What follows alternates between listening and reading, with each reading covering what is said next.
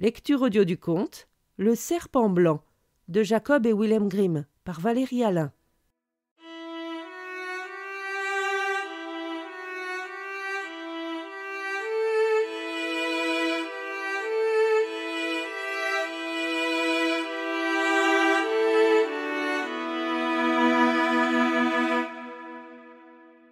Il y avait bien longtemps de cela, vivait un roi dont la sagesse était célèbre dans tout le pays. Rien ne lui restait inconnu, et c'était comme si les nouvelles des choses les plus secrètes lui parvenaient à travers les airs. Il avait cependant une habitude étrange. Tous les midis, quand la table avait été complètement desservie, et qu'il n'y avait plus personne, un serviteur de confiance devait lui apporter un dernier plat. Celui-ci était couvert, et le serviteur lui-même ignorait ce qu'il y avait à l'intérieur, et personne ne le savait, car le roi ne soulevait jamais le couvercle et ne mangeait pas de ce plat tant qu'il n'était pas seul. Il en était ainsi depuis déjà longtemps, mais un jour, tandis que le serviteur remportait le plat, la curiosité s'empara de lui, et incapable d'y résister, il emporta le plat dans sa chambre. Après avoir soigneusement fermé la porte à clé, il souleva le couvercle et vit qu'il y avait dans le plat un serpent blanc. À sa vue, il ne put résister à l'envie d'y goûter. Il en coupa un petit morceau et le mit dans sa bouche. Mais à peine celui-ci avait-il touché sa langue qu'il entendit des voix toutes fines chuchoter derrière sa fenêtre. Il s'approcha, tendant l'oreille, et comprit que c'étaient les moineaux qui parlaient entre eux et qui se racontaient tout ce qu'ils avaient vu dans les champs et dans la forêt. En mangeant la chair du serpent, il avait reçu le don de comprendre le langage des animaux. Le hasard fit que, justement ce jour-là, la plus belle bague de la reine disparut, et qu'on soupçonna le serviteur intime, qui pouvait aller partout où il voulait dans le château, de l'avoir volée. Le roi le convoqua et le menaça en le blâmant sévèrement. S'il n'était pas capable de dire qui était le coupable avant le lendemain matin, il serait considéré comme tel et serait condamné pour cela. Le serviteur eut beau clamer son innocence, cela ne servit à rien, et on le renvoya sans lui donner de réponse plus réconfortante. En proie à l'inquiétude et à l'angoisse, il descendit dans la cour du château, réfléchissant à la manière dont il pourrait bien se tirer de ce mauvais pas. Les canards étaient assis paisiblement, tous ensemble, près d'un cours d'eau, et se reposaient, lissant leurs plumes avec leur bec et se faisant des confidences. Le serviteur s'arrêta et se mit à les écouter. Ils se racontaient tous les endroits où ils étaient allés ce matin-là et toutes les bonnes choses qu'ils avaient trouvées. L'un dit alors d'un air renfrogné « J'ai quelque chose qui me pèse sur l'estomac. Dans ma précipitation en mangeant, j'ai avalé une bague qui se trouvait sous la fenêtre de la reine. » Le serviteur le saisit aussitôt par la peau du cou, le porta à la cuisine et dit au cuisinier « Tue donc celui-là, il est bien gras. » « Oui, répondit le cuisinier en soupesant le canard. Il n'a pas ménagé sa peine, et il s'est bien gavé, et il attend depuis longtemps qu'on le fasse rôtir. » Il lui coupa le cou, et quand on le vida, on trouva la bague de la reine dans son estomac. Le serviteur n'eut alors aucun mal à prouver au roi qu'il était innocent, et comme celui-ci voulait réparer son injustice envers lui, il lui accorda le droit de lui demander une faveur, et lui promit les plus grands honneurs auxquels il pouvait prétendre à sa cour.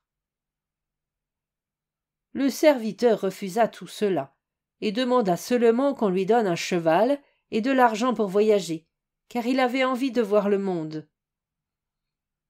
Quand son souhait fut exaucé, il se mit en route, et passa un jour près d'un étang où il aperçut 3 poissons qui s'étaient pris dans les roseaux et qui respiraient avec difficulté.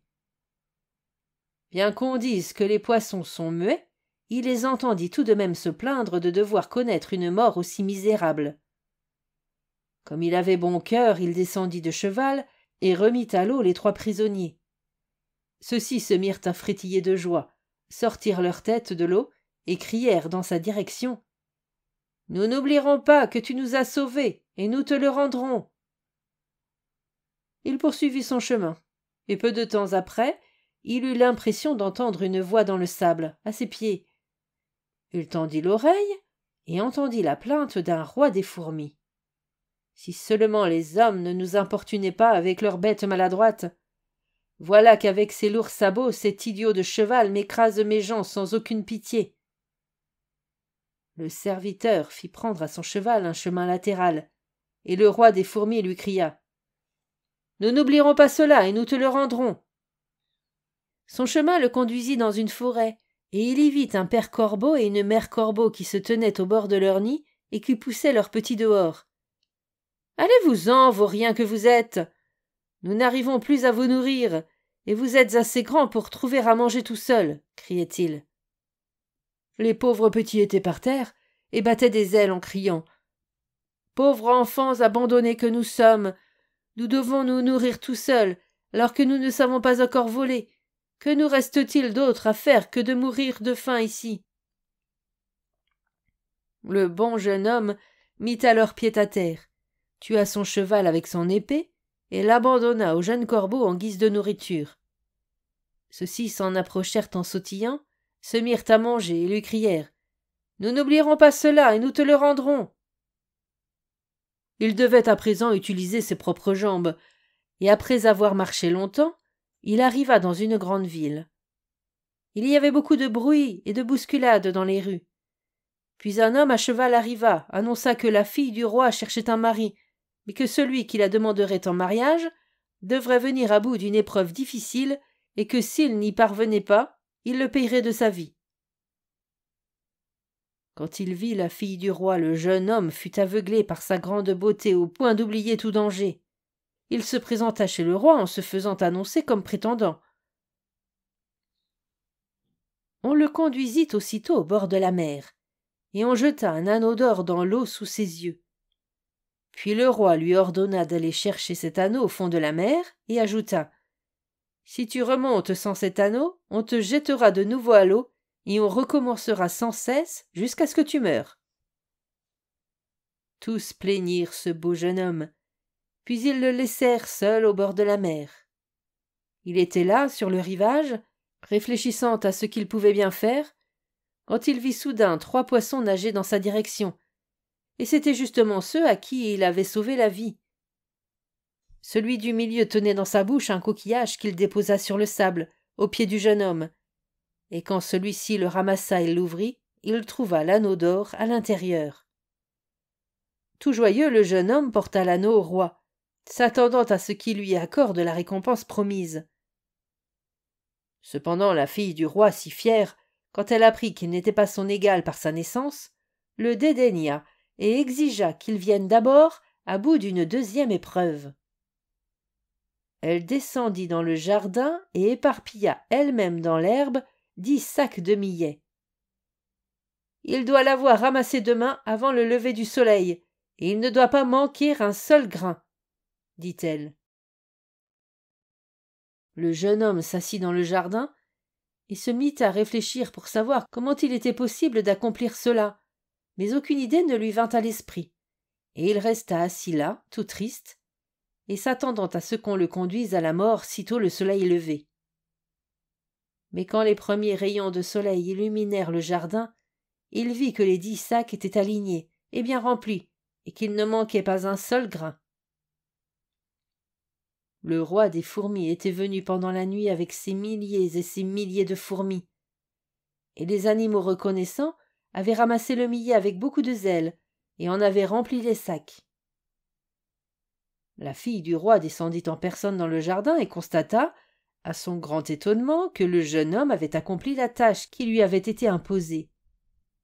Cependant, elle ne pouvait encore contraindre son cœur si fier, et elle lui dit « Même s'il a réussi à résoudre les 2 premières tâches, je ne l'épouserai pas avant qu'il ne soit allé me chercher une pomme de l'arbre de vie. » Le jeune homme ignorait où poussait l'arbre de vie, et il se mit en route, bien décidé à marcher aussi longtemps que ses jambes le porteraient, mais il n'avait pas le moindre espoir de le trouver.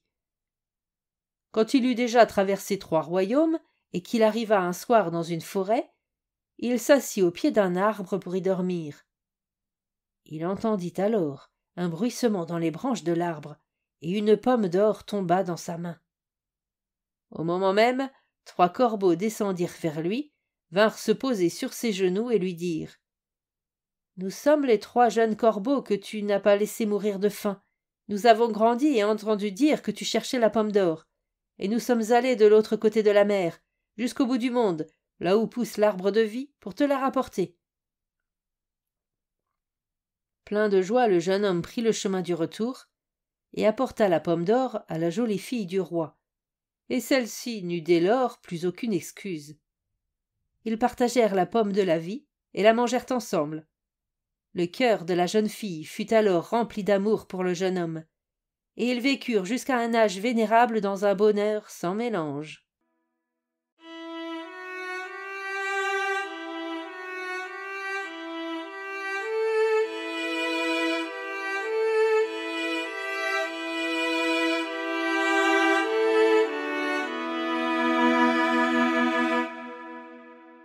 Fin de la lecture du conte Le serpent blanc.